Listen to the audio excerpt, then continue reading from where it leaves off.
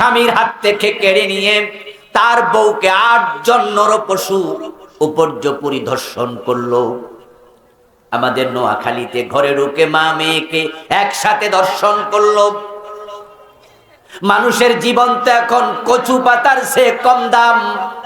শুধুমাত্র ক্ষমতার মোহে পড়ে জুলাইয়ের 1 তারিখ থেকে 4 তারিখ অগাস্ট পর্যন্ত এই দেশে প্রায় 2000 মানুষকে হত্যা করা হয়েছে, গুলি করা হয়েছে মায়ের কোলের শিশুকে পর্যন্ত। হেলিকপ্টার থেকে গুলি মেরে বারান্দায় দাঁড়িয়ে থাকা অবুঝ শিশুর মাথার খুলি পর্যন্ত উড়িয়ে দেওয়া হয়েছে। আল্লাহ তাআলাকে শুরুতেই শুকরিয়া জানাই, কৃতজ্ঞতা জানাই।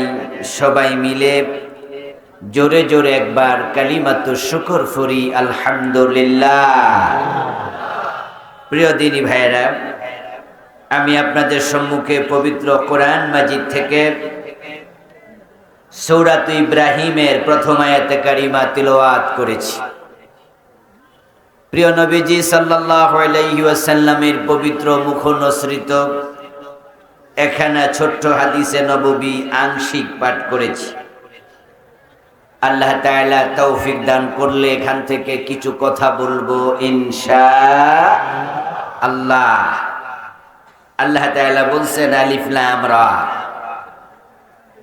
আলিফ লাম রা এই জাতীয় হরফের অর্থ একমাত্র ভালো জানেন আল্লাহ। এগুলোকে হরুফুল মুকাত্তাআত বলা হয়। এগুলো বিচ্ছিন্ন শব্দ, বিচ্ছিন্ন হরফ, মিন আয়াতিল মুতাশাবিহাত। দুনিয়ার মানুষ এগুলোর প্রকৃত অর্থ উদ্ঘাটন করতে অপারগ। এজন্য প্রায় পৃথিবীর সব মুফাসসির ঐকমত্য পোষণ করে বলেন যে আল্লাহু আ'লামু বিমুরাদিহি বি। আল্লাহ ভালো জানেন তিনি আলিফ লাম মিম, হামিম, ইয়াসিন, আলিফ লাম রা এই জাতীয় হরফগুলো দিয়ে কি বুঝাতে চেয়েছেন। আমরাও আল্লাহর জন্য এটা ছেড়ে দিলাম। আলিফ লাম রা এর অর্থ জানেন একমাত্র আল্লাহ। এরপর আল্লাহ তাআলা বলেন কিতাবুন আনজালনাহু ইলাইকা। হে প্রিয় নবী, এই কিতাব আমি আপনার কাছে নাজিল করেছি। এই কিতাব আল্লাহ তাআলা নাজিল করেছেন। এই কিতাব আসার আগে তামাম পৃথিবী অন্ধকারে ঢাকা ছিল। মানুষের মনুষ্যত্ব পরিপূর্ণ বিলুপ্ত হয়েছিল। মানুষগুলো দেখতে শুনতে যদিও আকারে মানুষের মতো ছিল, কিন্তু তাদের চরিত্র হায়নার চেয়ে আরো জঘন্য হয়ে গিয়েছিল। কোরআন আসার সেই যুগের নাম তামাম দুনিয়ার সব মানুষ মিলে আইয়ামে জাহিলিয়া বলে নামকরণ করলো।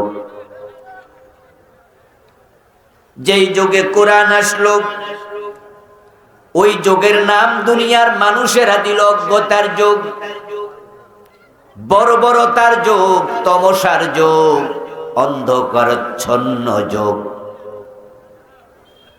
এর মানেই হলো সে যুগে কোনো সভ্যতা ছিল না। মানুষগুলো চরম অসভ্য হয়ে গিয়েছিল। ছেলে মেয়ে, মা বাবা এক টেবিলে বসে তারা মদ পান করত। চরিত্রহীনা নারীর কাছে বাবা যেত। বাবা চলে আসার পরে সন্তান, তার ছেলেটা ওই নারীর সঙ্গ নিত। কোন সুন্দরী যুবতী যদি একা একা 2-4 কিলোমিটার রাস্তা হেঁটে যেত, কয়েকবার দর্শিতা হওয়া লাগতো। শুধুমাত্র সুন্দরীদের ইজ্জত তারা কেড়ে নিত না। তার গলার চেইন, কানের দুল, নাকের ফুল, হাতের বালা কেড়ে নিয়ে যেত। শুধু ইজ্জত এবং সম্পদ কেড়ে নিত না। ওই যুগের মানুষগুলো এতটাই অমানুষ হয়ে গিয়েছিল, কোলের সন্তানটা পর্যন্ত নিরাপদ ছিল না। কোলের সন্তানটাও মায়ের কোল থেকে কেড়ে নিয়ে তারা বাজারে দাস বানিয়ে বিক্রি করে দিত। বাজারে মানুষ বিক্রি হতো। রাসূলুল্লাহ সাল্লাল্লাহু আলাইহি ওয়াসাল্লামের পালক পুত্র হযরত যায়েদ বিন হারেসা রাদিয়াল্লাহু তাআলা আনহুর জীবনী পড়লে পাবেন, হযরত যায়েদকে ওকাজ নামক মেলা থেকে মা খাদিজার ব্যবসায়ের পার্টনাররা খাদিজার সেবার জন্য কিনে এনেছে। হযরত যায়েদ ছিলেন কৃতদাস। উনার মা উনাকে সাথে নিয়ে কোথাও বেড়াতে যাচ্ছিলেন, পথিমধ্যে ডাকাতের কবলে পড়লেন। ডাকাতেরা মায়ের কোল থেকে যায়েদকে কেড়ে এনে বাজারে বিক্রি করে দিছে। ওই যুগের মানুষগুলো এতটাই অসভ্য ছিল, হিংস্র ছিল যে মেয়ে শিশু জন্ম নিত, মেয়ে হওয়ার অপরাধেই বাবা এটাকে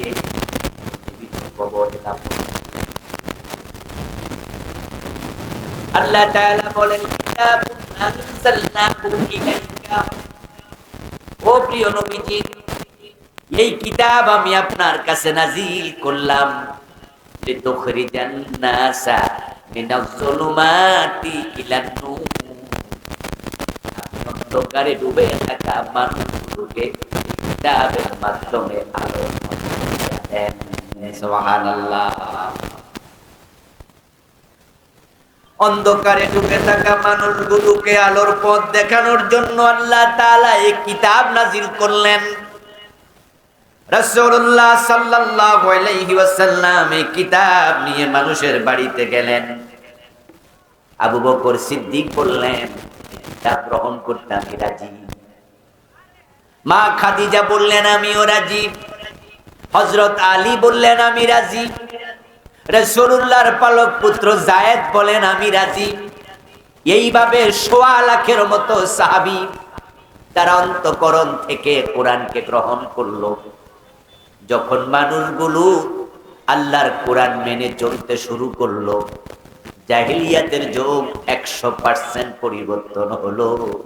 এটার নতুন নাম রাসূল রাখলেন খায়রুল কুরুন। সুবহানাল্লাহ। যেটাকে দুনিয়ার মানুষ বলে আইয়ামে জাহিলিয়া, প্রিয় নবীজি ইন্তেকালের আগে বলেন খায়রুল কুরুনি করনি। তোমরা আমার যুগের নাম দিয়ে অন্ধকার যুগ, আমি নবী মুহাম্মদ বললাম না। আমার যুগ এখন আর অন্ধকার যুগ নাই, আমার যুগ হয়ে গেল দুনিয়ার সবচেয়ে সেরা যুগ। সুবহানাল্লাহ। এখন আর মানুষ চুরি ডাকাতি করে না, অন্যের সম্পদ এখন আর কেড়ে নেয় না, ইজ্জতে হাত দেয় না। বরং এখন আবু বকর, ওমর, ওসমান, আলী, তালহা, জুবায়ের, সাদ বিন আবি ওয়াক্কাস, হাসান, হুসাইন, ইবনে আব্বাস, ইবনে মাসউদ, ইবনে ওমর তৈরি হয়েছে। এমন কিছু মানুষ এখন আমি তৈরি করেছি এই কোরআনের মাধ্যমে, যারা অন্যের ইজ্জত লুট করবে দূরের কথা, অন্যের ইজ্জত রক্ষার জন্য এখন প্রয়োজনে নিজের জীবন দিয়ে দেয়। এখন তারা নিজেরা না খেয়ে অন্যকে খাওয়ায়, কারো খাবার কেড়ে নেয় না। অথচ জাহিলিয়াতের যুগে চুরি এবং ডাকাতি তাদের পেশায় পরিণত হয়েছিল। চোর বুক ফুলিয়ে পরিচয় দিত, আমি চুরি করি। ডাকাত বুক ফুলিয়ে পরিচয় দিত, সে ডাকাতি করে। আর এখন এমন সমাজ ব্যবস্থা তৈরি হয়েছে, রাতের বেলায় নিজে খায় না, সব খাবার মেহমানকে খাইয়ে দিয়ে নিজেরা উপোস ঘুমিয়ে থাকে। কোরআন এমন এক স্বর্ণ যোগ এনে দিয়েছে, যেই যোগ পৃথিবীর মানুষ কোনোদিন দেখেনি, কোনোদিন আর দেখবে না। কোরআন এক আশ্চর্য কিতাব। এই কিতাবের সাথে যারাই সম্পৃক্ত হবে, আল্লাহ তাআলা নিজে কোরআনে ওয়াদা দিয়েছেন, কোরআনের সাথে যারা লাগে আল্লাহ নিজে তাদের দাম বাড়াইয়া দেয়। আল্লাহ তাআলা নিজে তাদের সম্মান বাড়িয়ে দেবেন। ইয়ারফাইল্লাহুল্লাযীনা আমানু মিনকুম ওয়াল্লাযীনা উতুল ইলমা দারাজাত। আল্লাহ তাআলা বলতেছেন, তোমরা যারা ঈমান এনেছো এবং কোরআনের ইলম অর্জন করেছো, কোরআনের সাথে সম্পৃক্ত হয়েছো, আল্লাহ নিজে সম্মান বাড়ায়া দেয়। যে যুগে কোরআন আসলো, জাহিলিয়াতের যুগ, মানুষগুলো ল্যাংটা থাকত, নির্লজ্জ বেহায়া ছিল তারা। কোরআন এসে তাদেরকে পোশাক পরতে শিখিয়েছে। মানুষগুলো চুরি ডাকাতি করত, কোরআন এসে তাদেরকে অন্যের সম্পদ রক্ষা করতে শিখিয়েছে। মানুষগুলো জেনা ব্যভিচার করত, কোরআন এসে তাদেরকে নির্দিষ্ট সংখ্যায় বিয়ে করতে শিখিয়েছে। যে মানুষগুলো হানাহানি মারামারি করত, কোরআন এসে তাদের জীবন রক্ষা করার নিয়ম শিখিয়েছে। কোরআন আসার পরে পুরা সমাজ পরিবর্তিত হলো। সমাজে শান্তির ফল্গু ধারা এমন ভাবে প্রবাহিত হতে শুরু করলো, অর্ধ দুনিয়ার সম্রাট ওমরের যুগে আমরা দেখেছি হযরত ওমর গাছতলায় একা একা ঘুমায়া থাকেন, বডিগার্ডের কোনো প্রয়োজন আর নাই। এই কিতাব আমাদের কাছে এখনো আছে। বাংলাদেশে 92% মুসলমান, কিন্তু এই কিতাব আছে, কিন্তু কিতাবের ধারণকারীরা এখন নাই। না থাকার কারণে বাংলাদেশেও মানুষের ব্যাংকের টাকা লুট হয়ে যায়। নেত্রী বলে তার বাড়ির ফিয়ন নাকি 400 কোটি টাকার মালিক। এই কোরআন আছে এই দেশে, কিন্তু আজকে ধারণকারীরা নাই, যার কারণে ব্যাংকের টাকা লুট হয়ে যায়। বিদেশে এখন কানাডায় বাংলাদেশের টাকা দিয়া আমাদের নেতারা বেগম পাড়া বানায়।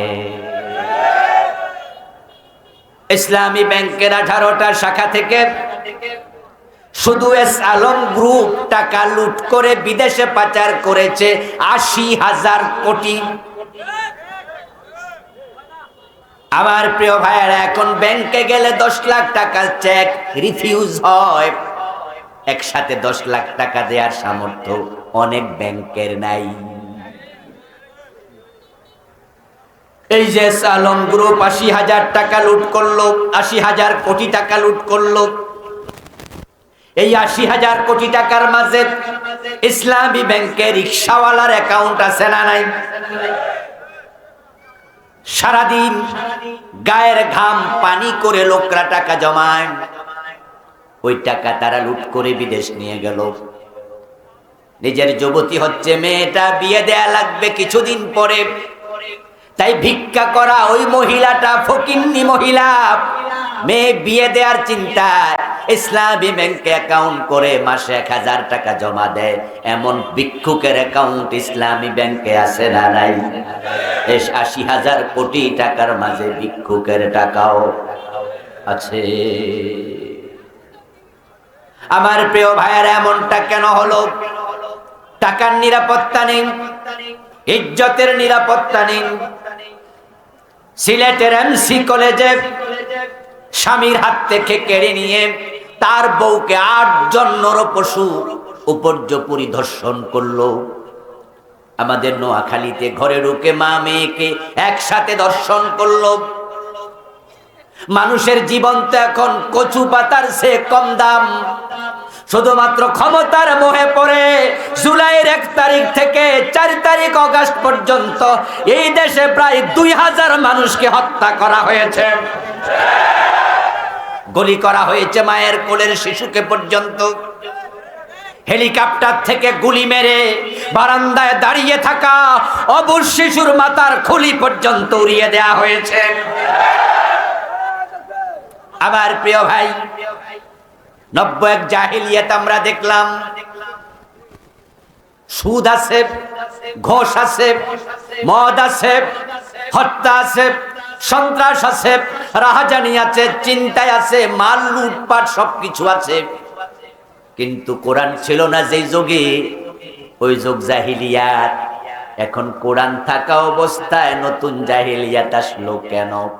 কারণ শুধু একটা, সেটা হলো কোরআনওয়ালারাই কোরআনের আইন মানতে রাজি হয় নাই। এখন কোরআন আছে গিলাপের ভিতরে, মসজিদের তাকে, কোরআন আছে হেফজখানায় ছাত্রদের কলবে, কোরআন আছে রমাদানে ইমামের পিছনে পড়ার জন্য খতম তারাবিতে। এই কোরআন সংসদে নাই, গণভবনে নাই, বঙ্গভবনে নাই, সচিবালয়ে নাই, মন্ত্রণালয়ে নাই, অর্থনীতিতে নাই, সমাজনীতিতে নাই, শিক্ষানীতিতে নাই। যার কারণে সমাজে শান্তি নাই। সমাজে শান্তি আসলে এই কোরআনকে মসজিদের তাক থেকে সংসদ ভবনে পাঠাতে হবে। আল্লাহর কোরআনকে সংসদে পাঠানো দরকার আছে না? না, যদি পাঠাতে পারেন শান্তি ফিরে আসবে। কিতাবুন আনজালনাহু ইলাইক, ও নবীজি কিতাব নাজিল করেছি, লিতুখরিজান নাসা মিনাজ যুলুমাতি ইলান নূর, জাহিলিয়াতের অন্ধকারে ডুবে থাকা এ মানুষগুলোকে আলোর পথ দেখাতে। আমার রাসূল কোরআন আসার পরে তিনি মানুষকে সত্যের পথে আহ্বান শুরু করেছেন, ব্যাপারটা কিন্তু তা নয়। কোরআন এসেছিল প্রিয় নবীর বয়স যখন 40 বছর 6 মাস। স্বপ্ন যোগে ওহী নাজিল হয়েছে প্রিয় নবীর বয়স যখন 40, 6 মাস ওহী ছিল স্বপ্ন যোগে। আল্লাহর হাবিবের বয়স 40 বছর 6 মাস যখন হলো, তখন গারে হেরাতে কোরআন এসে গেল। রাসূলুল্লাহ কোরআনের দাওয়াত দিলেন, কিন্তু সত্যের দাওয়াত, ভালো কথার দাওয়াত, ভালো থাকার দাওয়াত, ভালো রাখার দাওয়াত রাসূল শুরু করেছেন হিলফুল ফুজুল সংগঠনের মাধ্যমে। রাসূলের বয়স যখন মাত্র 17। কোরআনের দাওয়াত তিনি দিয়েছেন 40 বছর পরে, কিন্তু 17 থেকে দিয়েছেন তিনি ভালো কথা, ভালো রাখা, ভালো বলার দাওয়াত। সমবয়সী যুবকদেরকে সাথে নিয়ে 17 বছর বয়সে প্রিয় নবীজি সাল্লাল্লাহু আলাইহি ওয়াসাল্লাম হিলফুল ফুজুল তৈরি করলেন। মানুষের বাড়ি বাড়ি গেলেন, চুরি করো না, ডাকাতি করো না, চিন্তায় করো না, খুন করো না, ধর্ষণ করো না, মদ পান করো না, কথায় কথায় তলোয়ার উঠিয়ে মানুষের সাথে যুদ্ধে লিপ্ত হইও না। রাসূলুল্লাহ ভালো কথাগুলো বললেন, অন্যায় থেকে বিরত থাকতে বললেন। বলতে বলতে রাসূলের বয়স 40। পিছনে ফিরে তাকান, 17 থেকে 40, 20টা বছর দাওয়াত দিলাম, কিন্তু রেজাল্ট 0। একটা লোক চুরি ডাকাতি ছাড়ে নাই। চিন্তায় পড়ে গেলেন। 23 বছর মানুষকে বললাম ভালো হও, কেউ ভালো হলো না, কি করা যায়? গভীর ভাবে ধ্যানমগ্ন হলেন। বাড়ি থেকে 3 মাইল দূরে জাবালে নূর পাহাড়ের গাড়ে হেরায় ভাবছিলেন কিভাবে পরিবর্তন আনা যায় মানুষের জীবনে। সেখানে আল্লাহ তাআলা রাসূলুল্লাহর কাছে কোরআন পাঠালেন, বললেন ইয়া আইয়ুহার রাসূলু বাল্লিগ মা উনজিলা ইলাইকা মির রাব্বিক ওয়া মার রাসূল। 23 বছর তো চেষ্টা করলেন, কেউ ভালো হলো না। এখন আপনার কাছে আমি যে কোরআন পাঠালাম, এটার তাবলীগ শুরু করে দেন।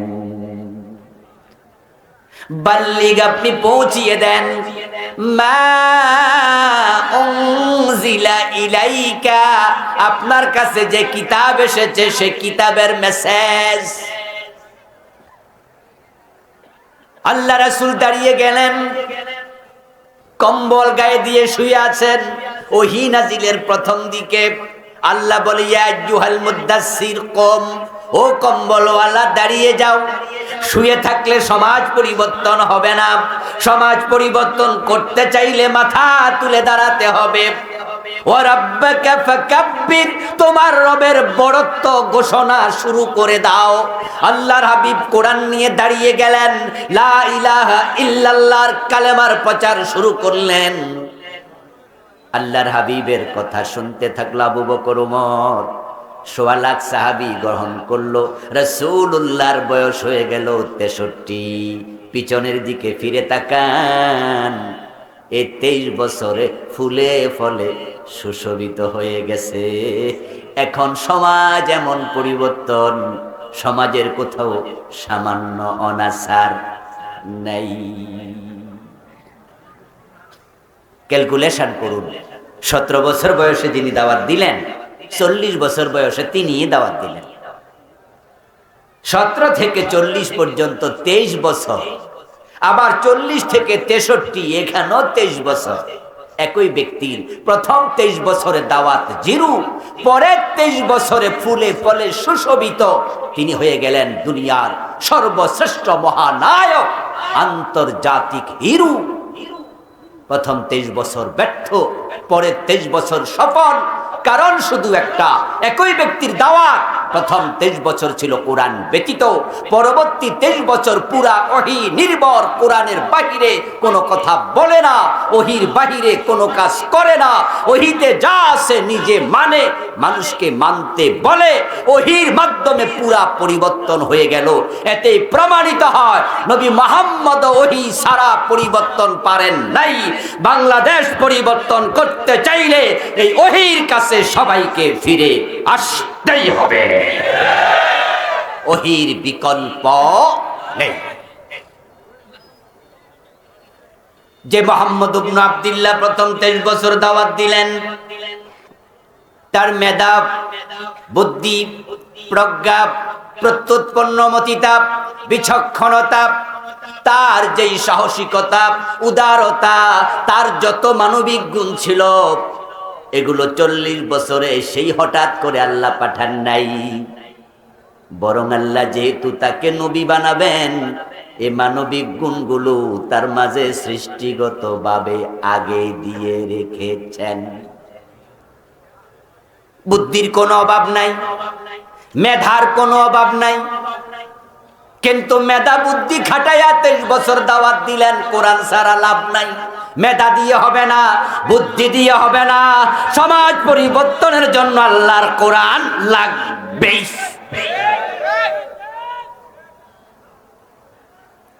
রাসূলুল্লাহর বয়স যখন ২৫, তখন তিনি মা খাদিজা রাদিয়াল্লাহু তাআলা আনহাকে বিয়ে করলেন। রাসূলুল্লাহর বিয়ের অনুষ্ঠানে নবুয়ত পাওয়ার ১৫ বছর আগে আবু তালেব বিয়ে পড়ালেন। আপন চাচা রাসূলুল্লাহর বিয়ে পড়ায়া রাসূল সাল্লাল্লাহু আলাইহি ওয়াসাল্লামের ব্যাপারে আবু তালেব এমন একটা খুতবা দিলেন, যাও, কি সাহস করে এগুলো আসতে দেন কেন? রাসূলুল্লাহ সাল্লাল্লাহু আলাইহি ওয়াসাল্লামের বিয়ের অনুষ্ঠানে আবু তালেব খুতবা দিলেন। ওই খুতবায় প্রিয় নবীজির এমন প্রশংসা করলেন, অবাক হয়ে শুনবেন। আবু তালেব বলতেছে, আলহামদুলিল্লাহিল্লাযী জাআলানা মিন যুররিয়্যাতি ইব্রাহিম ওয়া যার'i ইসমাঈল ওয়া জাআলা লানা বালাদান হারামা ওয়া বাইতান মাহজুজা। আল্লাহর প্রশংসা করলেন, ইব্রাহিমের প্রশংসা করলেন, ইসমাইলের প্রশংসা করলেন, কাবার প্রশংসা করলেন। এবার বলছেন না মুহাম্মদ ইবনে আব্দুল্লাহ লা ইউজানু বিহি ফাতাম মিন কুরাইশিন ইল্লা রুজ্জিহা বিহি বারকাতান ওয়া ফাদলান ওয়া আদলা। শোনো, আজকে খাদিজার সাথে আমার ভাতিজা আব্দুল্লাহর ছেলে মুহাম্মাদের বিয়ে আমি দিলাম। আমার ভাতিজা মুহাম্মদ ইবনে আব্দুল্লাহ এমন এক যুবক, তামাম কুরাইশ যুবকদের চরিত্র যদি এক পাল্লায় দেয়া হয়, আমার ভাতিজা একা যদি হয়, তার পাল্লা ভারী হবে। লা ইউজানু বিহি ফাতাম মিন কুরাইশিন ইল্লা রুজ্জিহা বিহি বারকাতান ওয়া ফাদলান ওয়া আদলা। কুরাইশের সেখানে বড় বড় নেতারা উপস্থিত। রাসূলুল্লাহ নবুয়তের ১৫ বছর আগে, তখন তো মক্কার লোকেরা উনাকে আলামিন বলতো, as-সাদিক বলতো।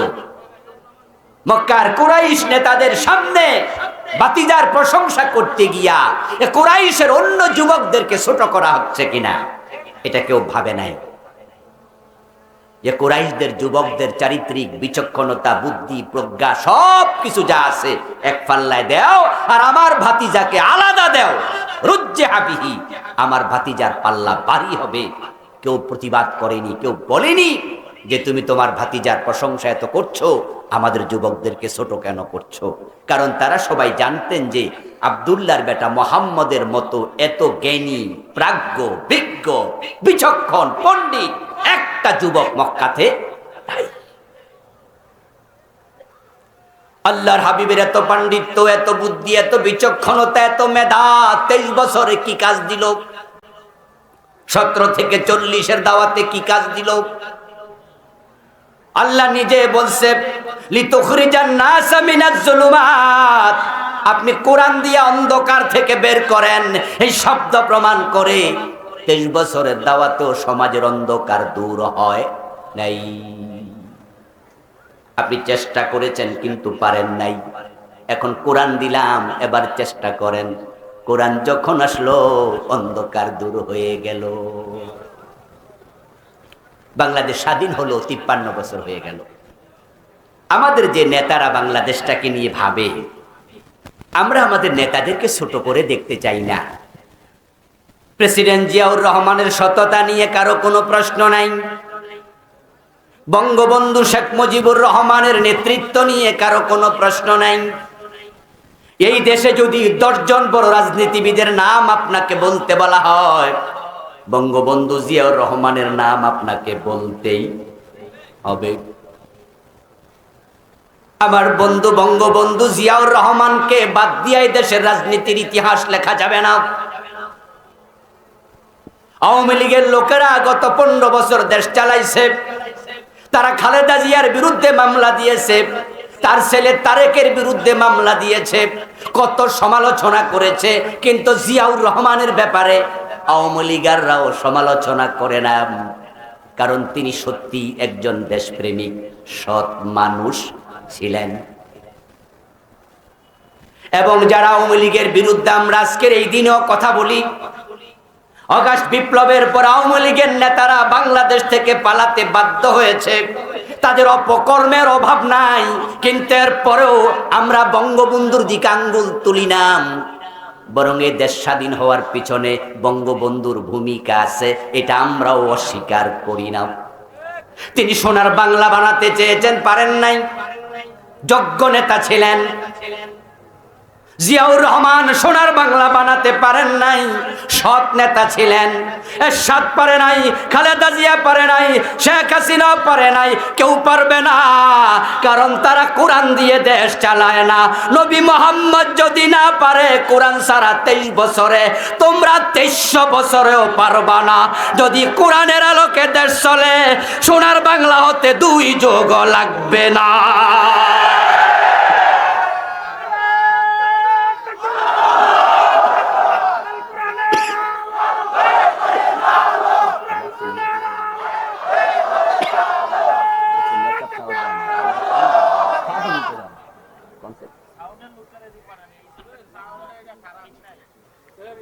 আমার প্রিয় ভাই, বলতেছিলাম অন্ধকার থেকে আলোর পথে আসতে কোরআনের প্রয়োজন আছে না নাই?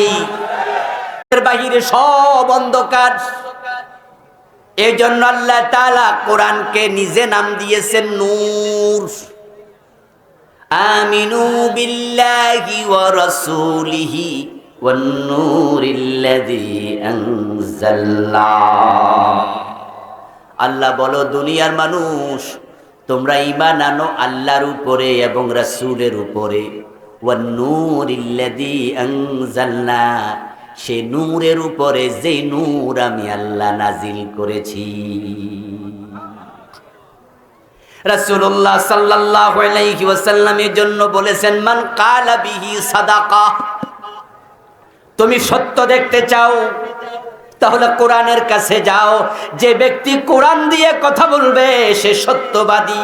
কারণ কোরআন আল্লাহর কালাম, আল্লাহর কালামের মাঝে মিথ্যার কোনো সম্ভাবনা নাই। আল্লাহর কালাম সত্য। মান কালা বিহি সাদাকা ওয়া মান হাকামা বিহি আদালা, ন্যায় বিচার যদি দেখতে চাও আল্লাহর কোরআনের কাছে যাও। যে ব্যক্তি কোরআন দিয়ে বিচার করবে সে ন্যায় বিচার করবে। ন্যায় বিচারের জন্য কোরআনের কাছে যাওয়া দরকার আছে না নাই? আচ্ছা, আমাদের বাংলাদেশের আদালতে 53 বছরে কোরআন দিয়ে কোনো বিচার হয়েছে? কোরআন দিয়ে বিচার না হওয়ার কারণেই তো বিচারালয় অন্যায় ভরপুর হয়ে গেছে। এইখানকার বিচারকদেরকে টাকা দিয়ে কেনা যায়। বাংলাদেশের হাইকোর্টের বিচারকেরা দিল্লির প্রেসক্রিপশন ফলো করে আল্লামা সাইদির মতো আলেমকে যাবজ্জীবন জেল দিয়ে দেয়। এই দেশের বিচারকদেরকে টাকা দিলে তাদেরকে কিনে ফেলা যায়, তারা টাকার কাছে বিক্রি হয়ে যায়, তারা মিথ্যা বিচার করে। আল্লামা সাইদি রাহমাহুল্লাহকে নিয়ে যে স্কাইফি কেলেঙ্কারির ভিডিও ফাঁস হয়েছিল, অডিও ফাঁস হয়েছিল, স্কাইফি কেলেঙ্কারির অডিও রেকর্ড আপনারা ফেসবুকে, ইউটিউবে শুনেছেন। এখনো সেগুলো ইউটিউবে খুঁজলে পেতে পারেন, যেখানে বিচারপতি নিজামুল হক বলেছেন তার আলোচনার মাঝে, এটা গ্রাম্য বিচারের মতো, আমরা যেমনে চাই এমনিই হবে। গ্রাম্য বিচার বুঝেন তো? গ্রামে যখন সালিশ বসে ওখানে কি সংবিধান ফলো করে বিচার হয়? গ্রামে যেখানে সালিশ বসে ওখানে কোনো সংবিধান দেখে বিচার হয় না, কোনো আইনের বই দেখে বিচার হয় না। গ্রাম্য মাতবরেরা যেদিকে যায় বিচার সেদিকে হয়ে যায়, ঠিক কিনা? গ্রাম্য সালিশে যদি চেয়ারম্যান মেম্বার উপস্থিত থাকে তাইলে চেয়ারম্যান মেম্বার যে পক্ষ নেয় ওই পক্ষই জিত। এটা ন্যায় হলো জিত, অন্যায় হলেও জিত। অন্য যারা আছে তারা শুধু দর্শকের ভূমিকা রাখে। গ্রাম্য বিচারে যেমন কোনো কিছু ফলো করা হয় না, আইন মানা হয় না, সেখানে গায়ের জোর প্রাধান্য পায়। বিচারপতি নিজামুল হক বলেছেন এটা গ্রাম্য সালিশের মতো, আমরা যা করি তাই হবে, এবং সেটাই হয়েছে। তারা যুদ্ধাপরাধের যে মামলাগুলো চালাইছে, 11 জন নেতাকে হত্যা করেছে, সবগুলো মামলা মিথ্যা মিথ্যা মিথ্যায় ভরপুর ছিল, সবগুলো মিথ্যায় ভরপুর ছিল।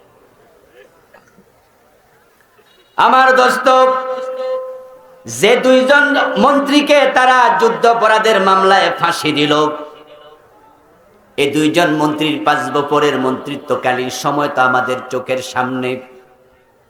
তাদের অপরাধ কি ছিল? তারা 71-এ পাকিস্তানের যুদ্ধের সময় তারা মানুষের বাড়িতে আগুন দিছে, তারা হিন্দু নারীদেরকে ধর্ষণ করছে, তারা মুক্তিযোদ্ধাদেরকে হত্যা করছে, তাই তারা যুদ্ধাপরাধী। 71-এ আমার জন্মই হয় নাই, আমি বিচারালয়ে শুনেছি 500,000 পৃষ্ঠা, 2000, 3000 পৃষ্ঠার বিশাল মিথ্যার কল্পকথা তারা লিখেছে, লিখে তারা আদালত উপস্থাপন করেছে। এমন কিছু সাক্ষী বানায়া তারা আনছে যে সাক্ষীগুলো আজকে কয় তারিখ বাংলা সেটাও জানে না, কোন গাড়িতে কইরা উত্তরবঙ্গ থেকে আইসা গাবতলী নামছে গাড়ির নামও জানে না, কেমনে আবার যাবে গাবতলী থেকে উত্তরবঙ্গে, কোন গাড়িতে যাবে সেটাও জানে না, বার জানে না, তারিখ জানে না, এলাকা জানে না, গাড়ি চিনে না। হে নাকি আজ থেকে 53 বছর আগে কোন দিন কারে মারছে হেডি ফক ফকা সব মনে আছে। গত পরশুদিন যে গাড়ি চড়াইছে এটাই মনে নাই যে কোন গাড়ি চড়াইছে, আর সে 71-এর ফক ফকা মনে আছে। ওদেরকে মিথ্যা সাক্ষী শিখানোর জন্য তারা সেফ হোম বানাইছে। ওই সেফ হোম আসলে সেফ হোম ছিল না, বরং যারা এই আলেমদের বিরুদ্ধে সাক্ষী দিতে রাজি হয় নাই ওই সেফ হোম নামক জায়গায় সাক্ষীদের উপর জুলুম অত্যাচার চালাইছে। সুখরঞ্জন বালির কথা আপনাদের মনে আছে না নাই? সুখরঞ্জন বালিকে আল্লামা সাইদির বিরুদ্ধে সাক্ষী দেওয়ার জন্য চাপ দিয়েছে, প্রসাদ দিয়েছে। সে বলেছে আমি সাক্ষী দেব না, আদালতের প্রাঙ্গণ থেকে কিডন্যাপ করে ইন্ডিয়া নিয়ে রাখা হয়েছে। সে সুখরঞ্জন বালি এখনো জীবিত আছে না নাই? আল্লামা সাইদি রাহিমাহুল্লাহর মৃত্যুর পরে উনার লাশ যখন ফিরোজপুরে নেওয়া হয়েছে, সুখরঞ্জন বালি আল্লামার লাশ দেখার জন্য পাগলের মতো ছুটে এসেছে। গ্রাম্য সালিশের মতো বিচার হয়েছে। আচ্ছা, 71-এ তো আমারই জন্ম হয় নাই, আমি জানি না তারা মানুষের বাড়িতে আগুন দিছে কিনা, তারা 71-এ মানুষকে ধর্ষণ করেছে কিনা, খুন করেছে কিনা। কিন্তু আমি যেটা জানি সেটা হলো তারা 5 বছর মন্ত্রী ছিল। 5 বছর মন্ত্রিত্বকালে বাংলাদেশের 1 টাকা লুট করে নাই। আপনাদের বিবেকের কাছে আমার প্রশ্ন, একজন মন্ত্রী লাখ লাখ কোটি কোটি টাকা তসরুপ করার সুযোগ মন্ত্রীদের আছে না নাই? কিন্তু 1 টাকায় সুযোগ থাকার পরেও যারা খায় নাই, এতে বোঝা যায় তাদের অন্তরে আল্লাহর ভয় আছে। নেত্রী, আপনার বাড়ির ফিয়ন 400 কোটি টাকার মালিক হয়, আপনার দলের লোকেরা বাংলাদেশটাকে তলাবিহীন ঝুড়ি বানিয়ে ফেলেছে, এই দেশের হাজার হাজার কোটি টাকা লুট করে ব্যাংকগুলো পর্যন্ত খালি করে দিয়েছে। এ জাতি জানবে, এক সময় জানাতেই হবে, যদি বাড়ির ফিয়ন 400 কোটি টাকার মালিক হয়, বাড়িওয়ালা কত হাজার কোটি টাকা লুট করেছে। এই জাতি এটা জেনে ছাড়বে, পার পাবেন না। এক মাগে শীত যায় না, সুযোগ বাংলাদেশের মানুষের হাতে এসে গেছে, জবাব আপনাদেরকেও দিতেই হবে। আমার বন্ধু ফিয়ন যদি 400 কোটি টাকার মালিক হতে পারে, 2 জন মন্ত্রী তারা 10টা টাকাও চুরি করলো না। ফখরুদ্দিন সরকার, মঈনুদ্দিন সরকার যখন ক্ষমতায় আসলো, তারা কত বড় বড় বোয়াল মাছ, রাঘব বোয়াল ধরল, কিন্তু এই 2 জনের মন্ত্রণালয় তারা মাইক্রোস্কোপ দিয়া, টেলিস্কোপ দিয়া, টর্চ লাইট দিয়া চেক করছে, 1 টাকা দুর্নীতির অভিযোগ নাই। ও দোস্ত, যেই লোকেরা আল্লাহর ভয়ে 1 টাকা চুরি করে না, ওই লোকেরা কেমনে মানুষের বাড়িতে আগুন দেয়, ওই লোকেরা কেমনে নারী ধর্ষণ করে, ওই লোকেরা কেমনে খুন করে, তাদের উপরে যত অভিযোগ সবগুলো মিথ্যা অভিযোগ, মিথ্যা অভিযোগ। বরং আইনের নামে বেআইনি জুলুম করে এ মানুষগুলোকে হত্যা করা হয়েছে। আদালতে নেই বিচার যদি আমরা পেতে চাই, আপনারা পেতে চান, আল্লাহর কোরআনের আইনে বিচার দরকার আছে না নাই? আমার নবী মুহাম্মদুর রাসূলুল্লাহ সাল্লাল্লাহু আলাইহি ওয়াসাল্লাম যখন মদিনা নামক রাষ্ট্র চালাইছেন 10 বছর, সেখানকার আদালতের বিচার মন মতো ছিল না, কোরআন মতো। হযরত আবু বকর, ওমর, ওসমান, আলী রাদিয়াল্লাহু তাআলা আনহুম তারা যখন দেশ চালালেন 30 বছর, হযরত ওমর তো অর্ধ পৃথিবী চালাইছে। কবি নজরুল চমৎকার ভাবে বলেছেন, অর্ধ পৃথিবী করেছো শাসন, ধুলার তখ্তে বসে, খেজুর পাতার প্রাসাদ তোমার বারে বারে গেছে খসে। আপনাদের কাছে আমি জানতে চাই, হযরত ওমর অর্ধ দুনিয়া যখন চালালেন, ওই অর্ধ পৃথিবীর বিচারালয় মন মতো চলেছে না কোরআন মতো? এখন বাংলাদেশের আদালত আল্লাহর কোরআন দিয়ে চালানো দরকার আছে না নাই? যারা চালাবে না, যারা চালায় নাই, তাদের ব্যাপারে আল্লাহর বক্তব্য কি? আমার ওয়াজ শুনে আপনি মনে করছেন এটা রাজনৈতিক ওয়াজ হচ্ছে বুঝি? আমি বলছি, হ্যাঁ দোস্ত, ইসলামের মাঝে রাজনীতি আছে না নাই? আমার রাসূলের জীবনে রাজনীতি আছে না নাই? তো ইসলামের রাজনীতি থাকলে রাজনীতির ওয়াজ প্রয়োজন আছে না নাই? আমি তো আমার বাবার রাজনীতি বলি না, আমি আমার নেতার রাজনীতি বলি না, আমি আমার কোন দলের রাজনীতি বলি না।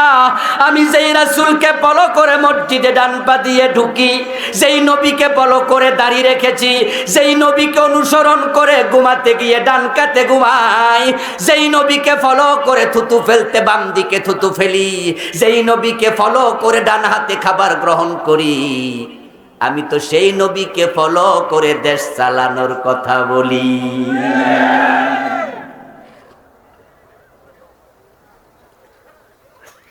ও মুসলমান, আপনি যদি রাসূলুল্লাহ সাল্লাল্লাহু আলাইহি ওয়াসাল্লামের আদর্শ মানেন, তাহলে কোরআন দিয়ে কেন দেশ চলবে না, আদালত চলবে না?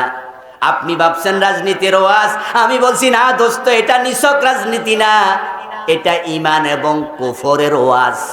কারণ যারা আল্লাহর আইনে দেশ চলুক, আদালত চলুক, এটা চায় না, তারা একজন মুমিন না। আল্লাহর বক্তব্য, মান লাম ইয়াহকুম বিমা আনজালাল্লাহু ফাউলাইকা হুমুল কাফিরুন। আল্লাহ তাআলা বলছেন, যারা আল্লাহর এই নাজিল করা কিতাব এর আলোকে হুকুম দেয় না, হুকুম মানে বিচার, হুকুম মানে ফয়সালা, যারা কোরআন দিয়ে বিচার করে না, আল্লাহ বলে ফাউলাইকা হুমুল কাফিরুন, এগুলো কাফের। এবার আপনারা চিৎকার দিয়ে বলুন তো, ঈমান বাঁচাতে চাইলে, ঈমান নিয়ে মরতে চাইলে কোরআনের আলোকে বিচার ব্যবস্থা সাজানোর আন্দোলন দরকার আছে না নাই? এবার সুযোগ এসেছে, আলহামদুলিল্লাহ। দেশ স্বাধীন হলো 71-এ, 72-তে সংবিধান লিখলেন ডক্টর কামাল হোসেনের নেতৃত্বে। ওই সংবিধান লেখার পর থেকে আজকের এই দিন পর্যন্ত এই সংবিধানটাকে বাদ দাও, এই সংবিধানটাকে আবার লিখো, এই সংবিধানটাকে সংস্কার করো, এমন দাবি 53 বছরে কোন সরকার করে নাই, করার সাহসও কেউ করে নাই। কিন্তু আগস্ট বিপ্লবের পরে, জুলাইয়ের বিপ্লবের পরে নতুন করে কথা উঠেছে। অন্তর্বর্তীকালীন সরকার, আপনারা ইতোমধ্যে দেখেছেন, তারা সংবিধান নতুন করে লেখার জন্য কমিটি বানাচ্ছে। কেউ বলেছে সংস্কার করুন, কেউ বলেছে না রিরাইট হবে, নতুন করে লেখা হবে। প্রশ্ন হতে পারে কেন? উত্তর হলো, সংবিধানের অসংখ্য ধারা তো এখন মুলতবি। প্রধানমন্ত্রী যখন চলে গেলেন, এ 53 বছরে বাংলাদেশের কোন প্রধানমন্ত্রী পালাইছে নাকি? প্রধানমন্ত্রী যখন পালালেন, প্রধানমন্ত্রীর সাথে সংশ্লিষ্ট সংবিধানের ধারাগুলো নিজে নিজে মুলতবি হয়ে গেল, কারণ প্রধানমন্ত্রী তো নাই, পালাইছে। এবার বলুন তো, মন্ত্রী পরিষদ কি আছে না পালাইছে? তো মন্ত্রী পরিষদের সাথে সংশ্লিষ্ট ধারাগুলো আলটিমেট মুলতবি হয়ে গেছে। 3 নাম্বার প্রশ্ন, 300 এমপি আছে না তারাও পালাইছে? তো এমপিদের সাথে সংশ্লিষ্ট ধারাগুলো নিজে নিজে মুলতবি হয়ে গেছে। যখন নিজে নিজে সংবিধানের অসংখ্য ধারা মুলতবি, তখন প্রশ্ন উঠতেই পারে, এই সংবিধান চেঞ্জ করো, যে সংবিধান 53 বছরে কোন রকমের শান্তি দিতে পারে নাই, নিরাপত্তা দিতে পারে নাই, এই সংবিধান পাল্টাইয়া নতুন সংবিধান করো। যেহেতু সরকার উদ্যোগ নিয়েছে, আমরা মুসলমানেরা মাথা তুলে দাঁড়াইয়া তার সাথে যদি ঘোষণা করতে পারি, বলতে পারি, এই সংবিধান আর রাখবো না, এটা বাদ দিয়া কোরআনকে সংবিধান বানাও। আন্দোলন শুরু হলে হতে পারে এবারই সংসদে আল্লাহর কোরআন ঢুকে যাবে। সুযোগ আছে না নাই? কোরআন সংবিধান হোক, কে কে চাও হাত তোলা দাও। নারে তাকবীর।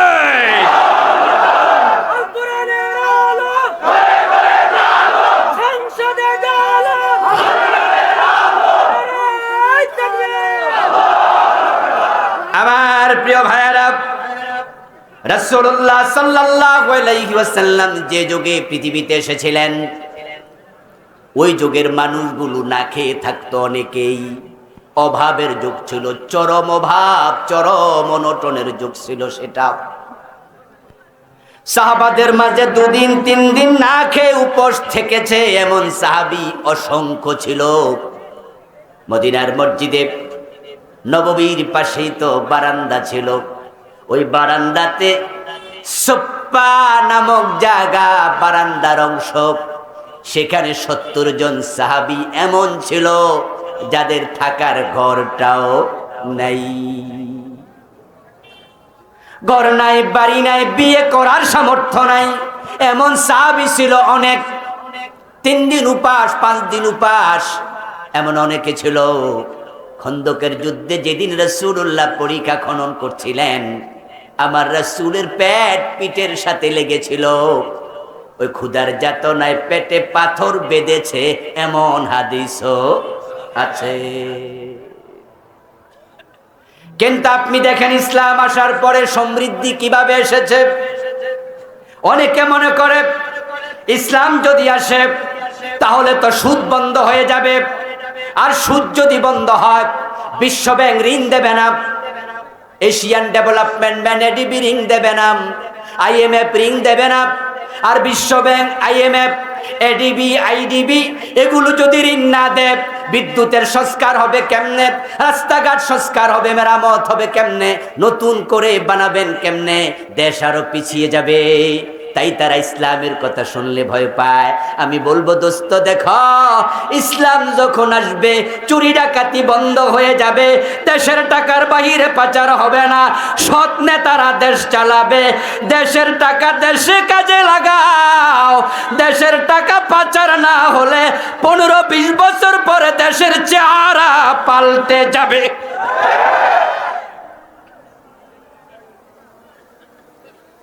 হযরত ওমরের যুগে যাকাত বিভাগের কর্মচারী যাকাতের টাকা কাঁধে নিয়ে ঘুরতো, যাকাত খাওয়ার মতো লোক আর ছিলই না। দেশের টাকা যখন দেশে থাকবে, দারিদ্রতা আর থাকবে না, গরিব অল্প টাকায় খাবার কিনতে পাবে, সরকার মৌলিক প্রয়োজনীয় জিনিসে ভর্তুকি দেবে।